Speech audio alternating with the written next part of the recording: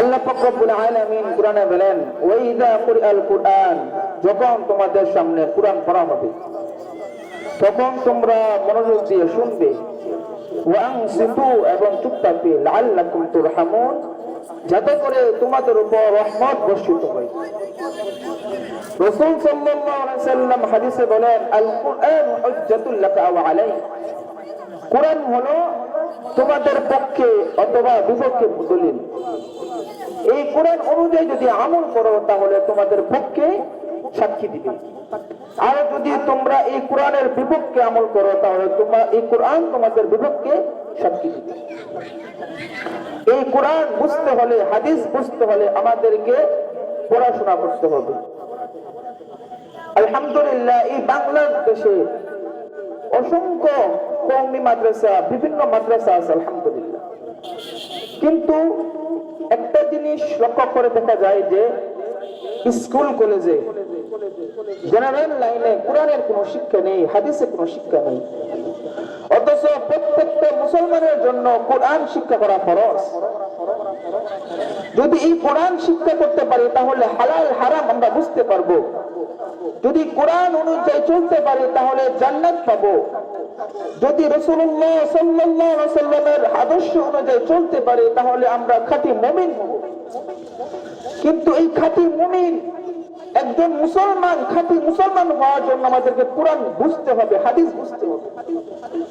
কিন্তু এই হাদিস, এই কোরআন বোঝার জন্য মাদ্রাসা আছে আলহামদুলিল্লাহ, কিন্তু কওমি মাদ্রাসা ছাড়া অন্যান্য সকল মাদ্রাসার মধ্যে কোরআন বোঝানো হয়, কিন্তু জেনারেল লাইনে স্কুল কলেজের মধ্যে কোরআন বোঝানো হয় না।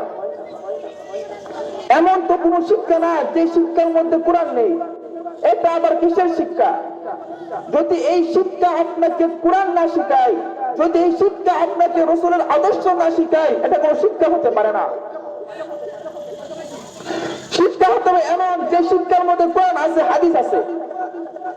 ওই শিক্ষা কোনো শিক্ষা না যে শিক্ষা কোরআন থেকে দূরে সরিয়ে দেয়, ওই শিক্ষা কোনো শিক্ষা না যে শিক্ষা রাসূলের আদর্শ থেকে দূরে সরিয়ে দেয়, ওই শিক্ষা কোনো শিক্ষা না যে শিক্ষা এই বাংলাদেশের টাকা মেরে কে বিদেশে বাড়ি করায়, ওই শিক্ষা না। শিক্ষা হতে হবে এমন শিক্ষা যে শিক্ষা কোরআন শিখায়, হাদিস শিখায়। শিক্ষা হতে হবে এমন শিক্ষা যে শিক্ষা রাসূলুল্লাহ সাল্লাল্লাহু আলাইহি ওয়াসাল্লামের সুন্নাতকে শিখায়। অতএব শিক্ষা গ্রহণ করতে হবে কোরআন অনুযায়ী, হাদিস অনুযায়ী। কিন্তু আফসোস লাগে এই বাংলার জমিনে যেই জায়গার মধ্যে কোরআন শেখানো হয়, যেই জায়গার মধ্যে রাসূলের সুন্নাত শেখানো হয়, ওই সকল মাদ্রাসাগুলো বন্ধ করার চেষ্টা করা হচ্ছে।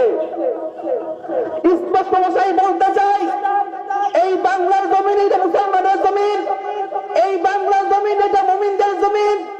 এই বাংলার জমিনে যেখানে কোরআন অপমান করা হবে সেই জায়গার মধ্যে আমরা রুখে দাঁড়াবো ইনশাআল্লাহ। যেখানে কোরআনের বিরুদ্ধে কথা হবে সেখানে আমরা রুখে দাঁড়াবো। যদি কোরআনের বিরুদ্ধে রুখে দাঁড়াতে, কোরআনের পক্ষে দাঁড়াতে হলে আমাদেরকে ঐক্যবদ্ধ হতে হবে। যেই জায়গার মধ্যে রাসূলুল্লাহ সাল্লাল্লাহু আলাইহি ওয়াসাল্লামের সুন্নাতকে, আদর্শকে অপমান করা হয় সেই জায়গার মধ্যে আমরা মাথা উঁচু করে তার বিরোধিতা করব। যদি জীবন দিতে হয় জীবন দেব, যদি রক্ত দিতে হয় রক্ত দিব, যদি জান দিতে হয় জান দেব। আমরা মুসলমান কাউকে ভয় করি না। আমরা মুসলমান রক্ত দিয়েছি বদরের যুদ্ধে, আমরা মুসলমান রক্ত দিয়েছি উহুদের যুদ্ধে। মুসলমান কাউকে ভয় করতে পারে না। মুসলমানের পক্ষে ভয় করবে তাকে, আল্লাহকে। মুসলমান কাউকে ভয় করতে পারে না। এই জন্য কোরআন শিখতে হবে, কোরআন বুঝতে হবে। কোরআন ছাড়া অন্য কোন শিক্ষার কোন গুরুত্ব নেই। এই জন্য রাসূল বলেন, আল কুরআন হুজ্জাতুল লাকা আও আলাইক, কোরআন তোমার পক্ষে বিপক্ষে সাক্ষী দিবে।